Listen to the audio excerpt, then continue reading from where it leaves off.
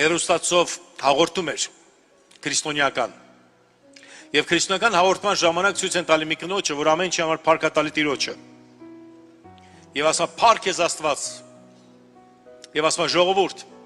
մի բան չի եղել, որ ես կարիքի մեջ լինեմ, Աստված հասել է ինձ։ Ամեն ժամանակ։ Հենց տունս ամեն մի բան վերջացել է, Տերը հասել է եւ տվել է ինձ։ Եվ ողջ փառքը Հիսուսինն է։ Ողջ փառքը Տիրոջինն է։ Նա հավատարիմ է ինձ։ Այդտեղ իր հերոստացույցը թարթելով մի աթեիստ մեծահարուստ բիզնեսմեն, որ նայում ընկավ դրա վրա եւ նայում էր նրան, եւ այդ կնոջ փառքը, որ փառք էր տալիս, ազդում էր նրա վրա։ Գիտեք, մարդուն վրա երբեք չի ազդում, երբ որ ասում ես փառք Մայքլ Ջեքսոնին։ Բոլորի վրա ազդում է, երբ որ ասում ես փառք Հիսուսին։ Եվ այնքան ազդեց, եւ նա իր օգնականին կանչեց, $1000 փող տվեց եւ ասեց. կգնես ամեն բան,